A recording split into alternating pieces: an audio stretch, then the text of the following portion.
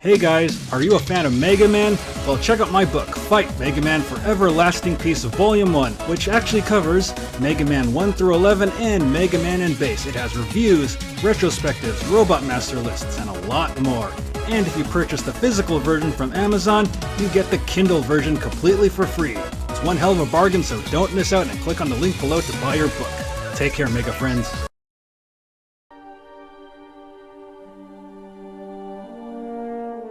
Welcome to Awesome Video Game Memories, where we talk about awesome memories about video games. I'm Ryan, and the game we're going to talk about today is Spider-Man on the PS4. Spider-Man, he beats up those punks with a garbage can. So Spider-Man is a PS4 exclusive only from Insomniac Games, and when I first saw this game, I was like, you know what, I'm not really too interested in it. Okay, I'm sorry, but I eventually warmed up to it, which is why I'm doing the review, right? Well, I do have to admit, when it comes to superhero games, especially Spider-Man games, they can be kind of a hit or miss. I mean, I do really like Spider-Man 2 on the PlayStation 2 and the original Xbox, but since then, we haven't really got a really good Spider-Man game. I mean, Spider-Man Web of Shadows is kind of funny. I didn't really like it that much, but, just watch the cutscenes anywhere and you'll have a good time laughing.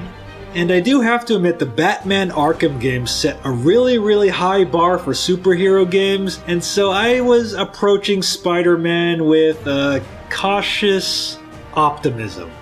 But during E3 2018, a whole bunch of my friends were saying, dude, you gotta play Spider-Man, and I was like, okay, fine. I'll play Spider-Man, I'll see how good it is. Maybe it will be the Batman Arkham of Spider-Man games. So I got access to Sony's private lounge and I played Spider-Man there, and I was like, this game is the most amazing thing ever! It's like Spider-Man 2 on the PS2 and the Xbox! And I gotta admit, I never finished Spider-Man 2 on the Xbox and the PS2 because I had so much fun just web-slinging around. I didn't do any missions, and I had to return the game to Blockbuster, and I never picked it up again. Which I do feel that Spider-Man for the PS4 does rectify, because in a way it's kind of a spiritual retelling of Spider-Man 2 in a way, in an alternate universe type thingy. I don't really know. It's its own alternate game, but it's an amazing game. But I do gotta admit, when playing Spider-Man, I was really used to the Batman Arkham controls. So on the PS4, when you press triangle, that kind of counters your enemy. But in Spider-Man for the PS4, that actually makes you web yourself towards your enemy, and it kind of throws you off. Like in the Batman Arkham games, you press triangle to counter an enemy, and then you instantly counterattack back. But in Spider-Man, you have to use circle to dodge the enemy when you see your spider sense, and then you have to manually attack back. It does kind of throw you off a lot, but then once you get used to it, you're going to be clobbering foes like a pro. Spider Pro. And since I really haven't played Spider-Man 2 for the PS2 or the Xbox since 2004, which would be 14 years before Spider-Man for the PS4 was released, I did not remember how to web sling that much at all, and it was a bit clunky for me when I started, but then once you get used to it, you're going to be web slinging like a pro all the way out through New York, and it's so much fun. It's not quite Grand Theft Auto Spider-Man, even though it is kind of in an open world, but it is just so much fun to web sling around everywhere. It's always been a dream of mine ever since I was a kid to web sling like Spider-Man. Spider-Man, he web slings everywhere 'cause he can. So Spider-Man begins with Peter Parker in his apartment with an eviction notice, typical Parker luck, and then he's off to fight the Kingpin. I would have kind of pegged the Kingpin to be the final boss of the game, but you actually fight him at the beginning of the game, and this is where you get used to the game's combat mechanics, and you can actually take selfies in photo mode. And I had way too much fun taking selfies in this game. Hey, did you see my new pal? I probably dislocated his arm, knocked him unconscious, but he's posing nicely for the camera. So once you're traversing through the Kingpin's hideout, they gotta get rid of his hard drives, and the Kingpin's like, you must get rid of my porn! I can't let the police find out how much porn I have! And I gotta say, the boss battles in Spider-Man for the PS4 are some of the best boss battles in a superhero game yet. Like, they're just so fun, so unique. Like, you can actually whip up objects to throw at the bosses. Like, you can throw, like, debris at the Kingpin or at Electro or Rhino. So once you defeat the Kingpin's all screaming, "I held order in the city! 1 month! 1 month, you'll wish I was back!" And let me tell you, he wasn't kidding. So in this game, Spider-Man is assisted by his pals, ex-girlfriend Mary Jane Watson, who actually works for the Daily Bugle. Peter's not working for the Daily Bugle in this game. He's actually working for Dr. Otto Octavius, who becomes, Dr. Octopus, but he's actually not called Dr. Octopus in the game yet. So it's kind of funny, Yuri Watanabe and Spider-Man have a kind of a don't bug me, but I'll give you crime leads anyways type of relationship. And while working with Yuri, Spider-Man refers to himself as Spider Cop, half spider, half man, all cop, and all justice. And I gotta admit, Spider-Man's dialogue in this game is so top-notch, just like the cartoons, just like the comic books, and just like the movies. I mean, Spider-Man even references internet trolls here. I mean, it's hilarious. And Spider-Man has his classic one-liners, and during the fight with Vulture and Electro, Spider-Man and Electro reference Rocky IV. That is hilarious. And since Spider-Man on the PS4 has a vast open world of New York City you can explore, like you can get backpacks, you can activate towers to access more parts of the map, you can stop criminals on the go, you can even catch pigeons. So it's kind of like this, okay, main story mission, oh wait, I gotta catch this pigeon for this guy, and then I gotta stop this criminal there, oh hey, wait, there's a backpack there, there's a landmark there. I'm kind of doing like 5 other things right before I get to the checkpoint of the next mission, and it's freaking awesome. And unlike the Batman Arkham games, when you need to find a specific item, they actually pinpoint it right in front of you on your map, and you can actually see the exact point where it is right in front of you, which is great. I mean, like Batman Arkham games, you kind of had to, scour the map to find out where the items were, like the Riddler trophies, but you can actually see like a big light appearing on top of a backpack that you need to get. Awesome. And there are a lot of parts during the combat sections where Spider-Man has to, do a bit of stealth. I mean, I do have to admit it's not as refined as the Batman games, but it does really, really work very well. I mean, no offense to you, Batman. Spider-Bat, you don't really know where he's at. So Spider-Man's occupation in this game is being a lab assistant for Dr. Otto Octavius.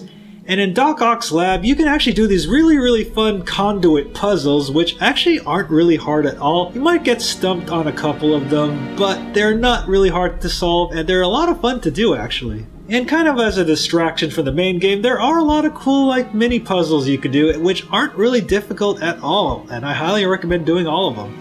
So after a couple of missions, Spider-Man kind of damages his classic suit, and he's working on a new enhancement in Doc Ock's lab, but Dr. Octavius is like, "Oh, Peter, what are you working on?" And Peter's like, I don't, okay, listen, I just didn't want my family to be endangered. Oh, wait, you're Spider-Man's helper guy, right? You're totally not Spider-Man at all.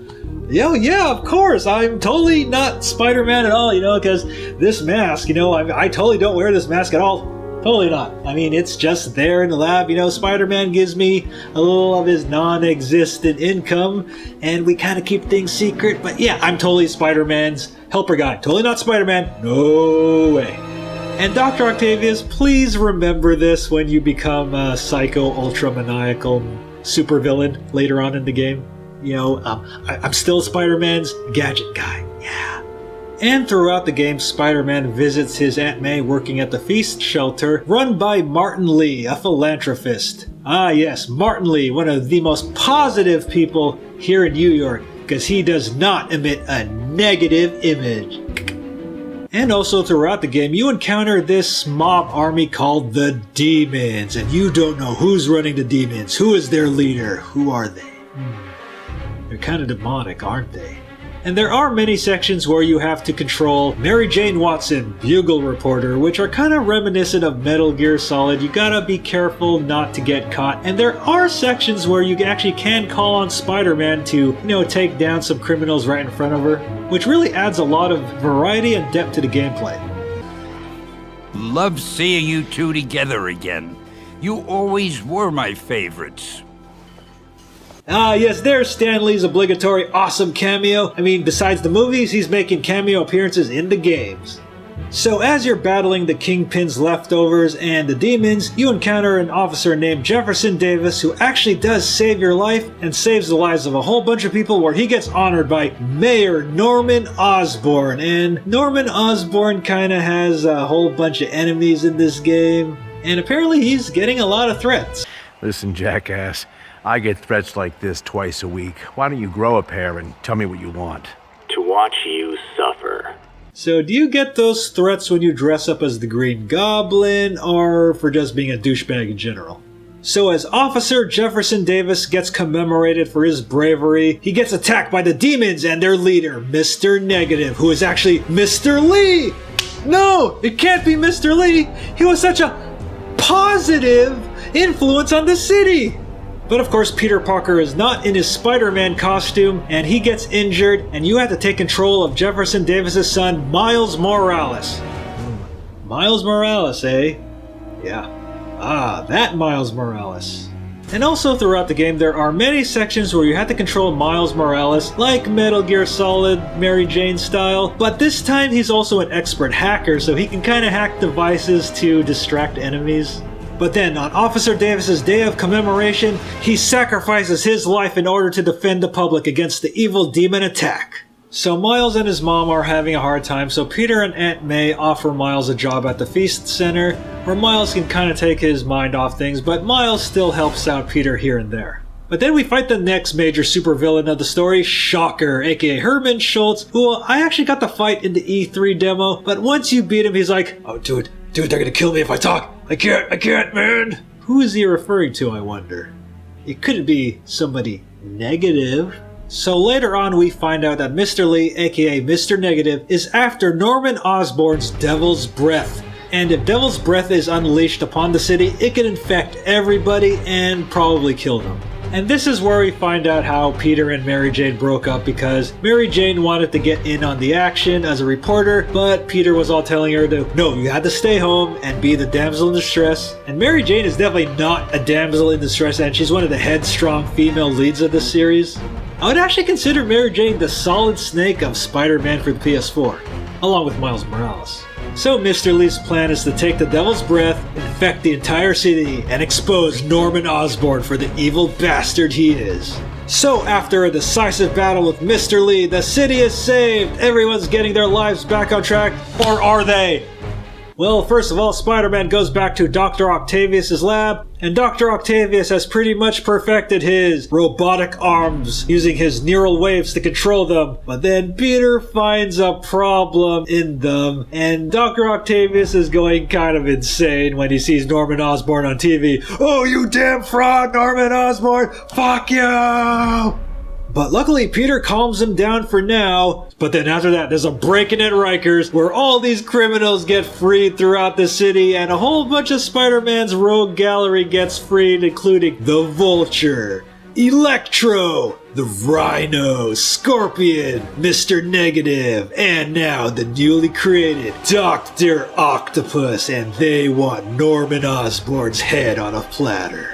And of course, after the breakout, Dr. Octopus unleashes the Devil's Breath upon the city, and everybody gets sick, even Aunt May, and his plan is to expose Osborn for the fraud he is, and cure the city so everybody loves him and not Osborn. Yeah, Osborn, I think it's time that you become the Green Goblin so you can kind of defend yourself now. So now we're in the second half in the game where Norman Osborn is protected by Silver Sable, but Silver Sable declares Spider-Man a threat. So the city's under chaos, criminals are running rampant everywhere, a whole bunch of Spider-Man's rogue galleries are also running rampant everywhere, and now we got Silver Sable's forces to deal with. Yeah, Spider-Man, you ain't getting any sleep tonight.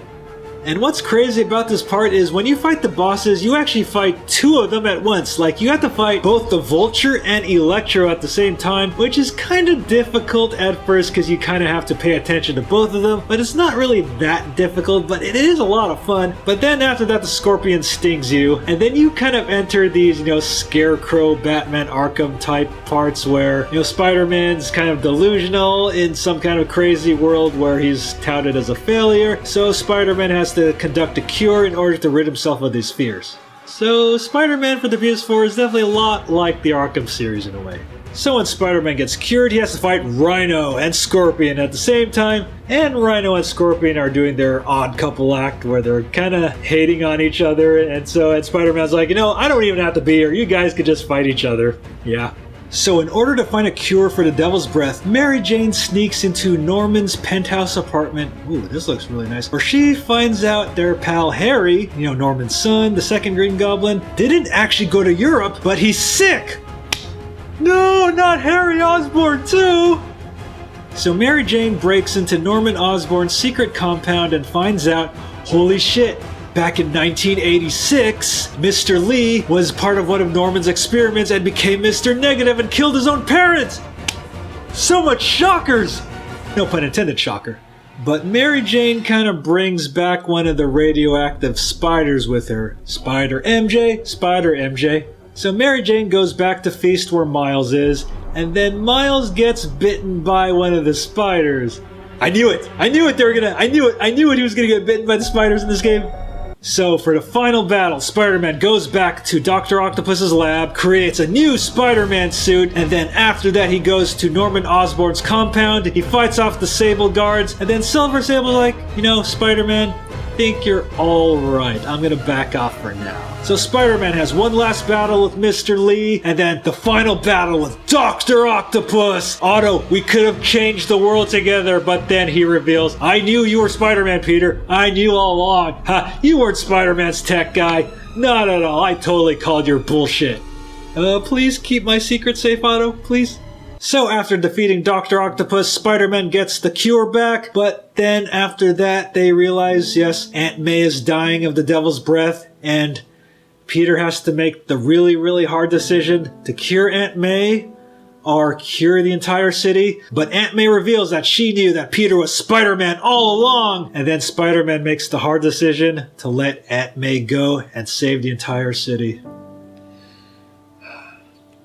Not Aunt May. Not Aunt May and Uncle Ben. So Spider-Man has saved the city, although at the cost of Aunt May and many other people. And then after the credits, he's moving in with Miles, and Miles kind of reveals, oh hey, check it out, I got spider powers! Aren't they cool? But then Peter hops on the ceiling too. Yeah, they're pretty cool. Spider Bros! Dude, it would be so cool in the Spider-Man sequel that you get to play as, Miles and Peter, and maybe we can even have, co-op. So Peter and MJ reconciled their relationship, and then post more credits, we see Norman Osborn going back into his lab, and then we see Harry Osborn inside a tank, so he wasn't in Europe after all, and then he's like, we'll find a cure, son. We'll find a cure. Goblin style! And thus ends Spider-Man for the PS4.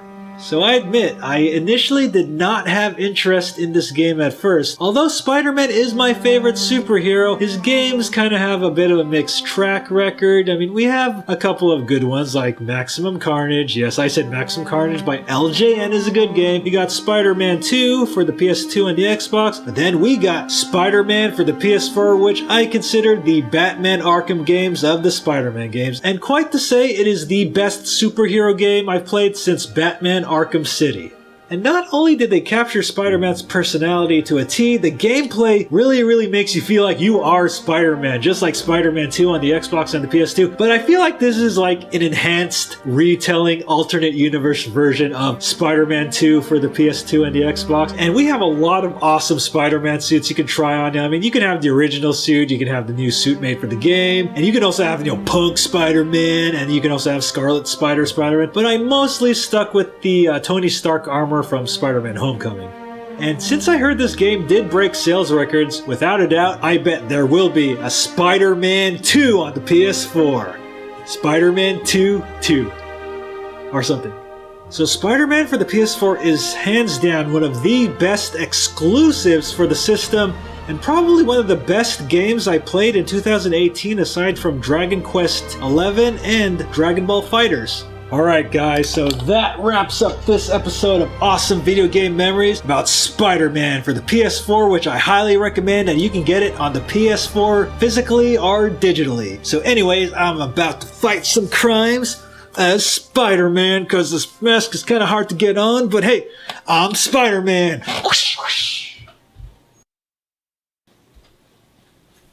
Spider-Man, Spider-Man, he reviews his game 'cause he can. Hey everybody, Ryan here, and thanks for watching. And if you enjoyed this video, make sure to like, comment, and subscribe, especially subscribe, and make sure to click on that notification bell so you know when we release new videos, because YouTube probably won't tell you. And if you want to watch me play games live, you can watch me on twitch.tv/BattleGeekPlus. And if you have a Twitch Prime account, you can subscribe for emotes and a lot more awesome perks to support the show. And if you want to support the show, you can donate at patreon.com/Ryan Molina, because every dollar helps me bring you a better show. And make sure to follow me on Twitter at @RyanMolina and at BattleGeekPlus. And also make sure to check out the official BattleGeek Plus website at BattleGeekPlus.com. We got books, we got t-shirts. Make sure to check out our awesome popcorn-related t-shirts, our BattleGeek Plus t-shirts, and a lot more. And last but not least, make sure to check out these other videos while you're here. Thank you very much, and see you later.